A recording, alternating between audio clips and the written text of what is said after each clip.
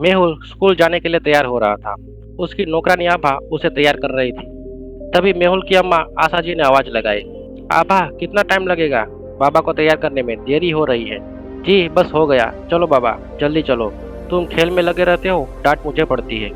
Mummy की आवाज सुनकर मेहुल जल्दी बसे बाहर आ गया। गेट के पास आशा जी खड़ी थी। उन्होंने मेहुल का बैग चेक किया, फिर ड्राइवर को बुलाकर बैग उसे दे दिया। बाहर चमचमाती हुई गाड़ी में मेहुल जाकर बैठ गया। कुछ ही देर में गाड़ी फर्राटे मारती हुई स्कूल पहुंच गई। मेहुल ने गाड़ी से उतरते ही ड्राइवर से कहा, अंकल टाइम से आ जाना, नहीं तो मम्मी से आपकी शिकायत कर दूंगा। आप कल कितना लेट हो गए थे, मैं यहाँ धूप में खड़ा रहा। बेटा वो तो कल मैं मेम साहब के साथ ही था, उन्हें कहीं जाना था, वापस आने में समय लग गया था। मेहुल ने कोई जवाब नहीं दिया और अंदर चला गया। रोशन जी कई सालों से सेठ दीवान चंद जी के ड्राइवर थे। सभी उनसे बहुत इज्जत से बात करते थे, लेकिन मेहुल उनसे हमेशा बदतमीजी से बात करता था। रोशन जी को बुरा लगता था, लेकिन बच्चा है इसीलिए वो कभी उसकी शिकायत नहीं करते थे। आज सही समय पर रोशन जी मेहुल को लेने पहुंच गए। छुट्टी होते ही मेहुल बाहर आ गया। रोशन जी ने उसके कंधे से बैग उतारा और पानी की बोतल हाथ में लेकर गाड़ी में रखी। मेहुल गाड़ी में बैठा तो झल्ला गया। आपको दिखाई नहीं देता गाड़ी कितनी गर्म हो रही है? एसी पहले से क्यों नहीं चलाया? मैं गर्मी में मर रहा हूँ। आज तो मैं आपकी शिकायत करके ही रहूँगा। रोशन जी ने जवाब नहीं दिया, जल्दी से एसी चला दिया और घर की ओर चल दिए। अगले दिन दीवान चंद जी घर पर ही थे। सुबह जब रोशन जी ड्यूटी पर पहुंचे, आशा जी ने उन्हें अंदर बुलाया। रोशन जी, मेहुल कह रहा था कि परसों आप उसे लेने के लिए देर से पहुंचे और कल उसे गर्म गाड़ी में बैठा दिया। आपसे काम नहीं होता तो बता दीजिए। रोशन जी ने सर झुकाते हुए जवाब दिया, मालकिन परसों तो आप ही को लेकर गया था। आपको तो पता है वापस आने में देर हो गई थी। आपको छोड़कर तुरंत निकल गया था बाबा को लेने। कल मैं एसी चलाना भूल गया था, लेकिन बाबा के बैठते ही मैंने तुरंत एसी चला दिया था। दीवान चंद जी सब सुन रहे थे। उन्होंने कहा, कोई बात नहीं रोशन जी, आप जाइए।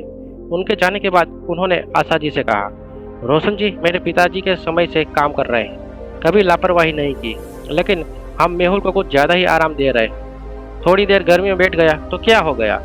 इतना ऐशो आराम उसके लिए घातक बन जाएगा। आप तो रहने ही दो, एक ही तो बेटा है हमारा, वो भी कष्ट पाए तो क्या फायदा इतनी अमीरी होने का। ये कहकर आशा जी किचन में चली गई। हर नए दिन के साथ मेहुल की आदतें बिगड़ती जा रही थी। कभी वो खाना फेंक देता, कभी किसी भी नौकर को डांट देता। आशा जी हमेशा उसका पक्ष लेकर नौकरों को डांटती रहती थी। एक दिन रोशन जी छुट्टी लेकर अपने गांव चले गए। उसकी माता जी बीमार थी। सुबह जब मेहुल स्कूल के लिए तैयार हुआ तो आशा जी ने कहा, बेटा आज रोशन जी तो नहीं आए, तुम आज टैक्सी से स्कूल चले जाओ, मैं कैब बुक कर देती हूँ। मेहुल ने कहा, मैं उस गंदी सी कार में नहीं बैठूंगा, और ये ड्राइवर कहाँ मर गया, इसे नौकरी से निकाल दीजिए। दीवान चंद जी ने डांटते हुए कहा, क्या बकवास कर रहे हो तुम, कुछ ज़्यादा ही नखरे मारने लगे हो। चुपचाप चले जाओ कैब से। बहुत से बच्चे तो पैदल ही स्कूल जाते हैं। अगर कैब से नहीं जाना है तो आभा तुम्हें स्कूल छोड़ आएगी। पैदल चले जाओ। और रोशन जी को ड्राइवर कभी मत कहना, अंकल कहने की आदत डाल लो। मेहुल को बहुत गुस्सा आ रहा था। आभा बैग लेकर मेहुल के साथ चलने लगी। वह बड़बड़ा रहा था, आने दो इस रोशन के बच्चे को, इसकी वजह से मुझे इतनी गर्मी में पैदल स्कूल जाना पड़ रहा है। इसे तो सबक सिखाकर छोड़ूंगा। अगले दिन जब स्कूल जाने का समय हुआ तो रोशन जी आ चुके थे। वे अच्छे से मेहुल को स्कूल ले गए। स्कूल पहुंचकर मेहुल ने कहा, सुनो तुम यहीं खड़े रहना और गाड़ी के बाहर, जब तक मेरी छुट्टी न हो जाए गाड़ी यहीं खड़ी रहेगी, और तुम बाहर गाड़ी में एसी चलाकर मत बैठे रहना, तुम्हें भी तो पता लगे कि गर्मी क्या होती है। रोशन जी बोले, बाबा मैं छुट्टी से पहले ही गाड़ी लेकर आ जाऊंगा। तभी मेहुल बोला, नहीं यहीं खड़े रहो, नहीं तो तुम्हें नौकरी से निकलवा दूंगा। ये कहकर मेहुल अंदर चला गया। रोशन जी बाहर ही खड़े थे। स्कूल के आसपास कोई जगह नहीं थी बैठने के लिए। गाड़ी के पास खड़े खड़े गर्मी से उनका बुरा हाल हो गया था। छुट्टी के समय जब मेहुल बाहर आया तो देखा वहाँ रोशन जी नहीं थे, न उसकी गाड़ी। उसे बहुत गुस्सा आया। तभी सामने से आभा आती हुई दिखाई दी।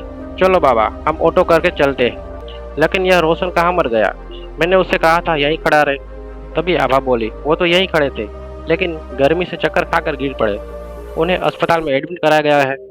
यह सुनकर मेहुल के पैरों तले जमीन खिसक गई। वो घर पहुंचा तो देखा कि मम्मी पापा वहाँ नहीं है। मेहुल बैठकर रोने लगा कि उसे अब डांट पड़ेगी, यह सब उसकी वजह से हुआ है। कुछ देर के बाद मेहुल के मम्मी पापा आ गए तो मेहुल ने पूछा, अंकल कैसे हैं? आशा जी ने कहा, बेटा वो अब ठीक है, कह रहे थे बस तुम्हें छोड़कर वापस आ रहे थे तो अचानक चक्कर आ गया।